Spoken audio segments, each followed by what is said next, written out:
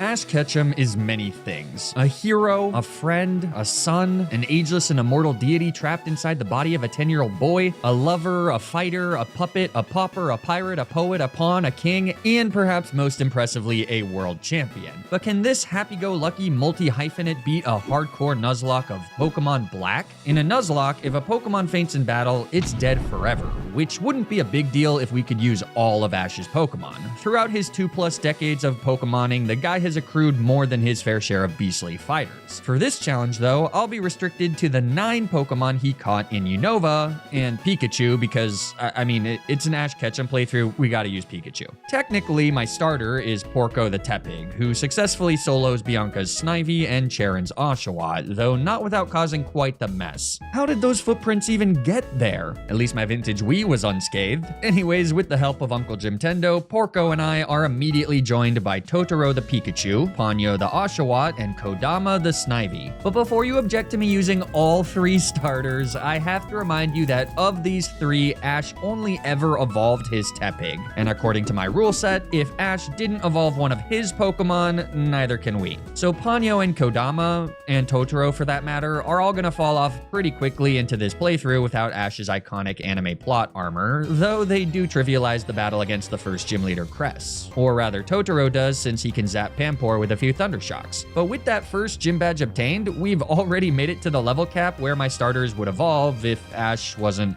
a fraud. At least Porco is allowed to evolve into Pignite, granting me a fighting type to better deal with Lenora's normal types. I can also catch Nausicaa the Pidove and Susuwatari the Roggenrola, both of which Ash did actually evolve at least once, though neither of which can evolve at the current level cap. Still, it's nice to have a full team of 6, not to mention a normal resist, since Lenora's 2 Pokemon are both extremely powerful. At least, relatively speaking. Lenora's lead Herp-Derp has Intimidate, so I send Kodama out to eat the attack drop and fire off a Leech Seed, but he misses. Stupid 90% accurate moves. I risk another Leech Seed and go unpunished as we connect, and Lenora opts for her second Leer. I then switch to Susuwatari, who with a few Rock Smashes and the Leech Seed support, is able to take her first KO at nearly full HP. This means we can afford to stay in against Watchog, who starts with another Leer before we nail her with a Rock Smash that causes a defense drop of our own. Then a switch to Porco goes unpunished as Watchog whiffs a Hypnosis. Since that means we still have our held Chesto Berry intact, this battle is now all but over. Timon's Retaliate hits pretty hard, but with a Flame Charge, Porco does massive damage and gets a speed boost, ensuring that we can swiftly take the KO on the following turn to net us, a Leech Seed miss aside, unexpectedly clean victory. En route to Castelia City, I can catch 2 more Pokemon. The first is Satoshi the Sawaddle, a top-tier candidate for Pokemon's cutest patootie. Take a good look at him now, though, because he's immediately evolving into the lettuce wrapped nugget that is Swadloon. Also, I'm just now seeing I spelled Satoshi wrong. That's my bad. Our second new friend is Mahito the Timple, who I'm also now just realizing would have been more aptly named Ponyo, but alas. Now, Ash never actually owned a Timple. He caught his mud puppy as a Palpitoad, so Mahito's gotta go into the box until we've defeated the Castelia City gym leader Berg, though fortunately we can pretty easily squash his bugs like a bunch of bugs. Nausicaa has evolved into Tranquil, and despite a turn 1 Air Cutter miss, stupid 95% accurate moves, with a held Eviolite, he's still able to come out on top of Berg's lead Whirlipede. Against Dwebble, Susuwatari comes in, planning to take the KO with some super effective rock moves, though Berg immediately resorts to one of the cheapest strategies in the book, Sand Attack Spam. And it works perfectly. Poor little Susuwatari misses every single one of her attacks as she falls all the way down to -6 accuracy. At this point, we've got just a 33% chance to hit Smackdown, which Susuwatari now immediately does. So with Dwebble's sturdy broken, I switch to Ponyo on a Strugel Boojel, eat a Smackdown on the following turn, since somehow this little fella is faster than us, and then take the KO with a Razor Shell. Last is the Slice and Dice and Leave Annie, but Porco is free to come in and take the kill with a single quad effective Flame Charge. That right there is badge number 3. And now I can catch the final 2 encounters of the playthrough, the Moxie twins, Muska and Chihiro. But of the 2, it's Muska the Sandile who will prove to be the most valuable member of the team, because by the grace of Arceus, Ash managed to evolve his Sandy Croc all the way into a powerful Crocodile, easily one of the best late game Pokemon in all of Unova. When the time comes, Muska will unleash hell. Though for now, like with Mahito the Temple, he's got to go into the box since Ash never owned a Sandile. This is not exactly ideal given that Elesa, the electric type gym leader, is next, but speaking of Mahito, he's now able to evolve, so at least we do have one ground type Pokemon. But before taking on the 4th gym leader, we have the infamous Ferris wheel ride with N. What a beautiful scene this is. Real human connection. Isn't that all anyone really wants? To find someone with whom to ride the Ferris wheel of life? Hopefully you all have someone like that. And with the holidays coming up, maybe you want to give them a special one-of-a-kind gift from the sponsor of this video, Holzkern. Wow, Flygon, that was a really sincere segue. No snark, no sass. I'm honestly a little touched. Does pointing that out ruin it? Yeah, that's on me. Holzkern is an Austrian accessories company that specializes in watches and jewelry made from wood and other natural materials. All of their products are made in small quantities to ensure that every item meets a high standard of quality, so they really do make great gifts for that special someone in your life. I always appreciate when a gift feels personal, like it was chosen specifically for me. And with over thousands of Holzkern products for men and women, you're sure to find something that perfectly matches anyone's style. I like the dark woody feel of the Antoninus watch and the tremolo bandlet for myself, but for my mother-in-law, I picked out the more elegant and polished Chit Chat watch. Holzkern offers free express worldwide shipping, with most products typically arriving in just 2 to 5 business days, and any orders placed by December 19th are guaranteed to arrive by Christmas Day. So if you want to experience stress-free gift giving this holiday season, be sure to use the link in the description or pinned comment down below and use my code FLYGON at checkout for 15% off your purchase site-wide. Thanks so much to Holzkern for sponsoring this video. Now, let's get back to the challenge. The fight against N that follows our romantic Ferris wheel ride is usually one of the hardest battles in the game. I mean, N's first 3 Pokemon aren't a problem at all, but his ace is a 490 BST Sigilyph with near perfect stab coverage from Air Cutter and Psybeam. Fortunately, I happen to have the best Pokemon in the game, Pikachu, who with an Eviolite can easily switch in on a resisted Air Cutter. And yes, we get outsped on the next turn, meaning that Totoro risks a critical hit Psybeam, but then he can rip a super effective Electro Ball. Oh my god, that did nothing! Perhaps it was a bit foolish to bank on a rodent with a 50 base special attack stat. Unfortunately, this means I gotta risk a fair number of critical hits on my other Pokemon. But Susuwatari, now a Boldore by the way, clutches up by connecting with a Rock Blast to win the battle completely deathless. And then she doubles back as my lead against Elesa. Our foe's got 2 Emolga that like to spam Volt Switch, but now that Susuwatari's holding our lone Eviolite, she can eat 1 just fine and snipe off the second Emolga that switches in with 3 hits from Rock Blast. That was a pretty volatile turn there, though a bit of luck is par for the course for Ash Ketchum. The first Emolga comes back in, so I swap to Chihiro for his debut. He eats a second Volt Switch that brings in Zebstrika, so with that, Chihiro goes back into his ball, great job buddy, and I send out Mahito, who's immune to Volt Switch. Elisa's then forced to use a few weak quick attacks as 2 soft sand boosted mud shots are enough for the KO. So then for the third and final time, Elesa sends out her lead Emolga. I bring Susuwatari back in on a weak Aerial Ace, and then after tanking another Volt Switch, we clap back with a smackdown that crits for the one-shot. That's yet another clean victory for the future Unovan champ.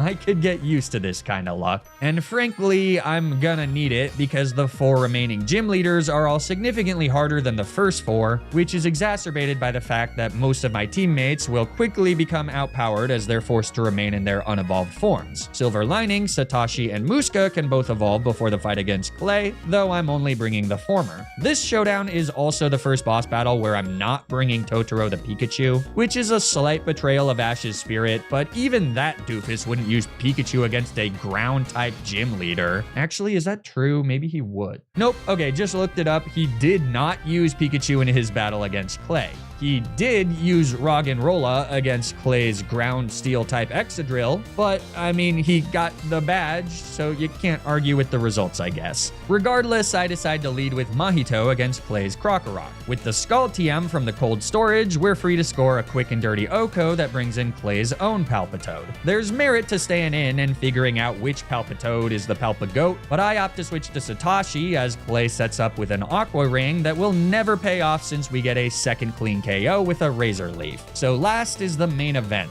Clay's beastly Excadrill. Satoshi baits Rock Slide, which grants a resisted switch back to Mahito. Cone Claws on the following turn is terrifying, but then our Soft Sand boosted Mud Shot connects for solid damage, and the Speed Drop, which means that on the following turn, Mahito's free to take the KO with a Scald. What? How did that not kill? That had to be a high roll Mud Shot into a very low roll Scald. Oh man. R.I.P. Mahito. But you know what they say, never send a boy to do a man's job. Ponyo comes in, and after Clay heals with a Hyper Potion, our little samurai thrashes Excadrill with a Razor Shell, boosted by his held Expert Belt. In hindsight, that would have been a better item to give to Mahito. Oh well, with a priority Aqua Jet, Ponyo seals the deal and takes out Excadrill to win us the 5th gym badge. As sad as it is to say goodbye to our friend and our deathless run, Mahito's job was largely done, and his absence doesn't really make these next few fights any harder than they already are. Skyla's flying types, in theory, should be easy marks for Totoro, especially her ace Swanna, who actually has phenomenal coverage over our entire team with Bubble Beam and Air Slash. Unfortunately, Totoro is not faster than Swanna though, and there's no way he'll survive anything more than a resisted Air Slash, even with an Eviolite. So my strategy for this fight is a bit of a gamble. We start, as we often do, by sending out Susuwatari against Skyla's oddly physical Swoobat. Heart Stamp does only a sliver of damage before we retaliate with a Rock Slide for the KO. That brings in Swanna, so it's off to Eviolite Ponyo. After firing off her Bubble Beam, Skyla sets up with Aqua Ring, perfectly falling into my trap, because then Ponyo hits the duck with an Encore, forcing her to repeat failed Aqua Rings as Totoro comes in and takes the KO with a single Thunderbolt. That was definitely a bit unreliable, since if Swanna went for an Air Slash on the turn Ponyo Encored, we would have been risking flinches, but it just goes to show ya, never doubt Ash's Pokemon. Except for Palpitoad. Stop! He's already dead! Totoro also one-shot Skyla's Unpheasant, so that's 6 gym badges down. And it's just a short trip through Twist Mountain before it's time to face off against the penultimate gym leader in Icirrus City. At first glance, I was pretty worried about this matchup. Ice types hit my strongest Pokemon for super effective damage, and Bryson's Beartick knows Brine to hit Porco and Susuwatari. But even so, Porco proves to be a nearly perfect counter to his team. A woman in the Icirrus Poke Center conveniently gives me the TM for Brick Break, which lets me instantly take the KO on Bryson's lead Vanillish. Porco happens to also be fast enough to outspeed Beartick, who takes a massive chunk of HP from another Brick Break before he hits us with a Swagger. That does force me to switch out into Ponyo on what I thought would be a Brine, but ends up being a Slash that could have killed our noble warrior with a crit. Can we just stop and appreciate that I've used Oshawott in the last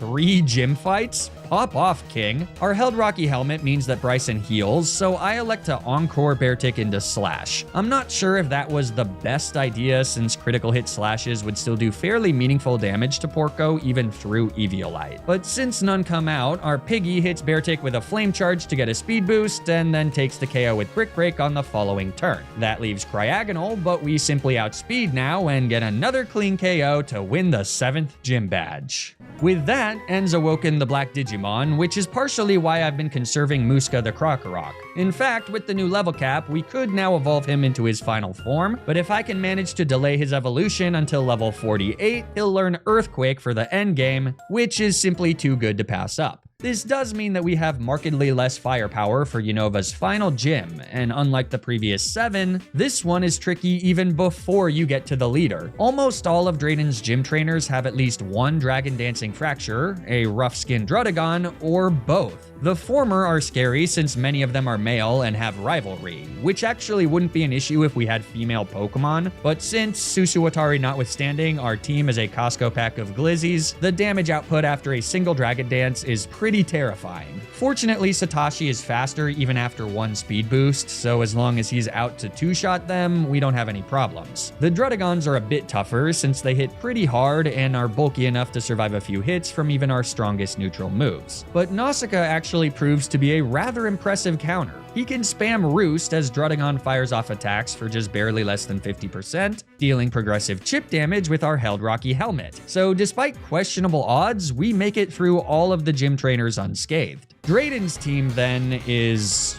weird. His signature move Dragon Tail is a negative priority attacking move that forces a switch. This can make things highly volatile, though it also greatly neuters his Dragon Dancing Icirrus. To play around potential Dragon Tail switches, I've only brought my 4 most useful Pokemon to this fight, but my strategy for this battle is to heavily rely on Nausicaa. With a return, she's able to do massive damage to Fracture, who attempts to set up a Dragon Dance, though like Satoshi, Nausicaa still outspeeds on the following turn. The XP from Fracture's death then bumps Nausicaa up to level 44, where he critically learns Feather Dance, a move that drops our foe's attack by 2 stages. With this, we can completely neuter Drayden's Druddigon, who comes in next, before enacting our patented Roost and Rocky Helmet stall. Druddigon does eventually send Nausicaa out with a Dragon Tail, forcing in Kodama. It is a touch risky to do this, since he's dead to a critical hit, but I decide to nail Druddigon with a Leech Seed, which thankfully goes unpunished. From there, it's a switch back to Nausicaa on a Night Slash that does crit, but with the Leech Seed recovery, Druddigon falls into the red, which causes Drayden to heal and gives us a chance to get all the way back to full HP. Without any more Dragon Tails, Nausicaa then proceeds to take out Druddigon with minimal HP loss. So last is Icirrus, who I instantly hit with a Feather Dance lest he tries to set up with a Dragon Dance. But instead, Drayden opts for a Dragon Tail that misses. A critical hit there would have killed Nausicaa, so I'm pretty happy to see that Lady Luck continues to guide this run. And she doesn't seem to be stopping anytime soon, because on the following turn, Nausicaa rips a critical hit return for the Oko onto Icirrus. Insane performance from Nausicaa, really. He basically just soloed the 8th and final gym leader. But if you thought that was impressive, just wait until you see what's next. As we make our way to the Pokemon League, I can fly! Muska can learn Earthquake and then finally evolve into a Crocodile. Like the mitochondria to the cell, this bipedal carnivore is the powerhouse of our Elite Four team. And joining him is the plucky Totoro. We can't possibly beat this challenge without bringing Pikachu. Our true starter Porco, Nausicaa, the overperforming chicken, Satoshi, the speedy swordsman, and Chihiro, the just happy to be included Scraggy. Believe it or not, each of them will have a critical role to play in this Elite Four. So let's see if they've got what it takes. We're gonna do these fights in order of difficulty, and first up is Caitlyn, so it's time to let Muska loose. This monster of a Pokemon has the ability Moxie, truly one of the most broken abilities for in-game playthroughs. Moxie grants Muska an attack boost every time he gets a KO, which means that after one-shotting Caitlyn's lead Reuniclus with Crunch, he can sweep the entire rest of her team. Battle's over in 4 turns, GG well played. Now in a perfect world, Muska could also crunch his way through Chantel's ghost types, but her lead Kofagrigus has the ability Mummy, which would actually change Muska's ability on contact, thereby preventing any Moxie boost. So to get around that, I first lead with Satoshi, who knows the move Entrainment, which changes Kofagrigus' ability into Swarm. This means we can hit our foe without triggering Mummy, which I do first with Satoshi for some chip damage. But from there, I switch back to Muska, using our held Rossberry to shrug off the otherwise problematic burn from Will-O-Wisp. And then we're free to slice through Chantel's ghost types like a quartet of perfectly cooked fish fillets for the dub.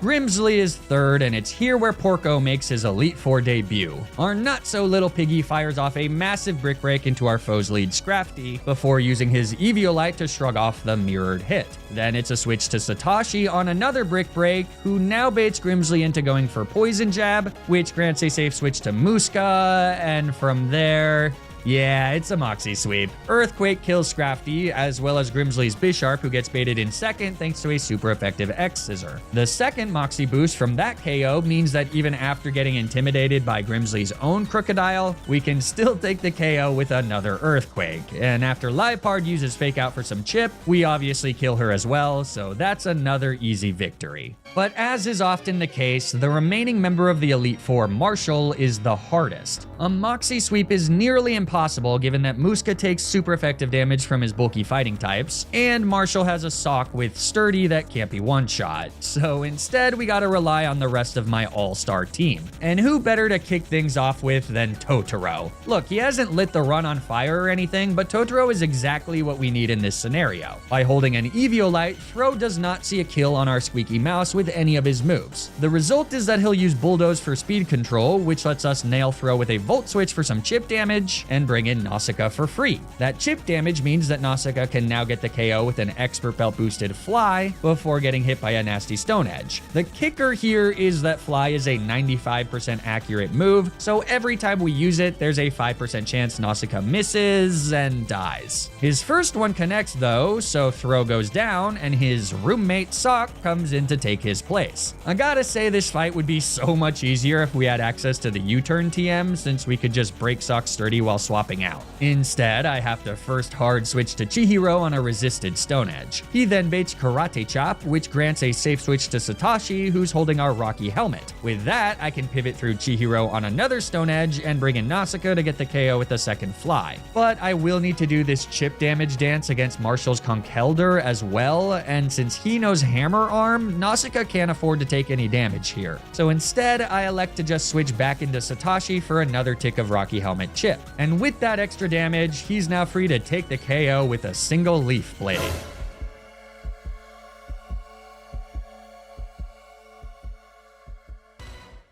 This is bad. Obviously, it's a small miracle that Satoshi survived that hit, and even with a full restore, we're able to two-shot Sock with 2 more Leaf Blades. But as the Muppet falls, Marshall brings in Conkeldurr, and frankly, it's difficult to see how I get out of this without losing a Pokemon. But I've still got a few tricks up my sleeve, the first of which is a Rest Tech on Satoshi to get back to full HP so that he survives another hit from Conkeldurr, sans a critical hit Stone Edge. But I'm hoping that Conkeldurr uses a random Hammer Arm or Retaliate instead, though my heart drops as he opts for Stone Edge. Until that misses! That's just anime plot armor out in full force, because it means that I can switch to Muska on what is now guaranteed to be a Stone Edge, and then swap back to Satoshi on a Hammer Arm for some much needed chip damage. And then I can do that again, this time with Chihiro for a little more chip. But now we have another problem, one completely independent of the miscalc against Sock or that Stone Edge dodge. We were always going to have this problem, namely, Nausicaa cannot safely switch in on a Hammer Arm to get the KO with Fly, because if it crits, he dies, and then we probably lose. So the safest, smartest thing to do is make a sacrifice for the free switch. And from the possible options, it's gotta be Chihiro. The rest of my Pokemon are either too valuable or... Look, I'm not gonna sacrifice Ash's Pikachu, okay? But even though I know that sacking Chihiro is the logical thing to do, I can't. I just can't. It's not what Ash would do. If showing compassion for Chihiro means losing this run, then so be it. After the proper switch for the right bait move, I bring in Nausicaa. Hammer Arm comes out, and she lives! It's not quite over yet though, because we do still need to hit the Fly. Nausicaa takes to the skies, Conkeldurr whiffs a Stone Edge, and we connect for the KO. Mienshao is last, so for one last time, Nausicaa flies high. Mienshao crashes a jump kick, and again we connect, at long last winning the final fight of the Elite Four. But unlike in other games, there's no champion fight waiting for us at the end of Pokemon Black. Instead, we have to face off against N and Ghetsis in a back-to-back for the fate of the world. For these final fights, I make 2 substitutions to my team. Kodama replaces Porco, and Susuwatari replaces Chihiro, but with that, the finale of Ash's Nuzlocke journey begins. N leads with Zekrom, and I lead with the king of the Pokemon League, Muska. He rips an Earthquake into the Electric-type legendary, but even with a Soft Sand, it's just barely not enough for the KO. Though since Zekrom simply sets up a light screen, we get the kill at full HP. That then brings in Vanillux, but with the Moxie boost, Yeah, we get to do a bit of a mini sweep here, with Muska taking the KOs on Vanillux and Zorark. Though fourth is Caracosta, who has Sturdy and threatens with Waterfall, so that's gotta be the end of Muska's fun. I switch out to Kodama, who with a Rocky Helmet can break Caracosta's Sturdy after tanking a Waterfall, and then take the KO with a quad-effective Giga Drain. Maybe Ash is onto something with this whole not evolving your starter thing. Now, you might be wondering why I'm using Kodama here instead of Satoshi, and the reason is because Kodama baits in Klinklang next. See, the way Gen 5 AI decides the order of which Pokemon to bring in next is based on which Pokemon has the highest base power move, factoring in the type chart, but not the same type attack bonus. Klinklang has Hyper Beam, which has 150 base power into Kodama. Archeops has Acrobatics, which with a base power of 55, only doubles to 110 against Kodama. As a result, Klinklang takes priority and comes out first. If I had used Satoshi to take the kill on Caracosta, Acrobatics would have been quad effective, resulting in a base power calculation of 220. Archeops is a very scary Pokemon to deal with, and against Satoshi, he'd see kills with Acrobatics and Stone Edge, making a switch to something else on my team extremely risky. But by baiting in Klinklang first, Kodama can hit them with a Leech Seed, I can switch to Muska, and then we can take the KO with an Earthquake. Now, as Archeops comes in last, Muska is free to hit them with a massive Foul Play, which triggers Defeatist such that Acrobatics now does very little damage, allowing us to safely take the final kill of the fight on the next turn. A clean victory over N means we've got all 6 of our Pokemon alive and well for the final showdown against Ghetsis. He leads with a Kofagrigus, and I once again have to send out Muska, but since we can't kill Kofagrigus in one shot, and he knows Toxic, I decide to hard switch into Totoro on a Toxic that ends up missing. Then we do a solid chunk of damage with Thunderbolt before Kofagrigus' second Toxic connects and triggers our held Pecha Berry. The idea was to use Volt Switch for some chip damage, but since Kofagrigus missed his first Toxic, I gotta stay in for one more turn so that Muska doesn't get poisoned on the switch. The result is that Kofagrigus falls to low enough HP that on the following turn, in order to avoid triggering a heal with Volt Switch, I just go for a hard switch as Ghetsis attempts a Protect. With the double damage from 2 Thunderbolts, Kofagrigus is low enough that we can take the KO with an Earthquake, thereby avoiding contact and maintaining Moxie. Though ultimately that doesn't matter because we'll need to switch out as Seismitoad comes in second. Oh.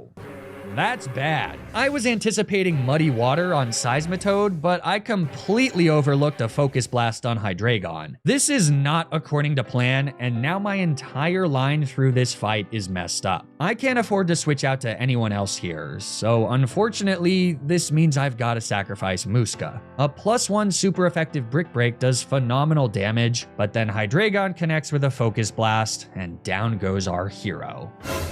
What? How did he possibly survive that? Muska is insane! With one more Brick Break, Ghetsis' most powerful Pokemon falls. I'm at a loss for words. Seismitoad now comes in, so we're somewhat back on track, though Muska taking so much damage is extremely unideal. Still, I can now switch to Satoshi on an Earthquake, and then snag KO number 3 with a Leaf Blade. Electros is 4th, so from here I switch to Susuwatari, who tanks a Flamethrower relatively well. This wasn't exactly the plan I had in mind, so now we're gonna have to risk a ton of critical hits against these final 3 Pokemon if I want to do this deathless. Susuwatari manages to instantly drop Electros' defense with a Rock Smash, so I switch out to Nausicaa on another Flamethrower, who then proceeds to do what he does best. Roost Spam. Roost drops our flying type such that we can better tank Electros' wild charges, which slowly chip away at our foe via recoil in the process. After just a few turns though, I switch to Muska, who's immune to wild charge and can then use Crunch to get the KO. Like Grimsley's Bisharp, Ghetsis' Bisharp also has X-Scissor, so he comes out next and instantly dies. That means that it's just Bouffalant left. I start with a switch to Susuwatari, who frustratingly comes in on a random Earthquake.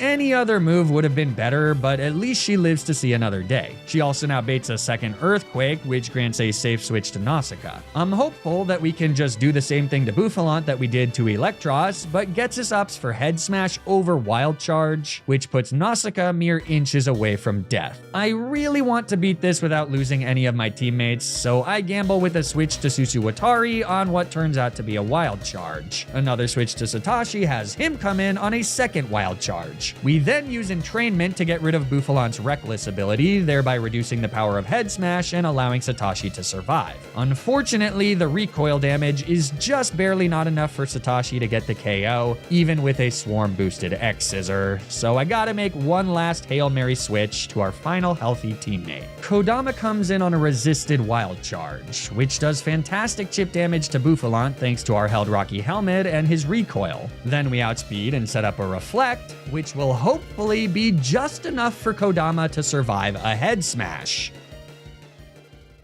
And it is! Recoil drops Bouffalant down into the red, meaning we're just one turn away from taking the final KO of the playthrough with an itty-bitty Snivy. Or rather, we would be if Ghetsis didn't have full restores. I can connect with a Leech Seed on Bouffalant, but unfortunately, Kodama's Cinderella story ends here. I was hoping that even after Leech Seed recovery, we'd still be in Overgrow range, and that would let Kodama hit a boosted Giga Drain, which might grant enough recovery to survive another hit from Bouffalant. Without the Overgrow boost though, we don't gain back enough HP, and despite my best efforts, Ghetsis manages to take the KO. It was so close, but this time the glory of a David and Goliath ending eludes us. Nevertheless, Satoshi can come in, protect for one more turn of Leech Seed chip, and then take the KO on Bouffalant with an X Scissor, finally winning us not just the battle against Ghetsis, but the entire run.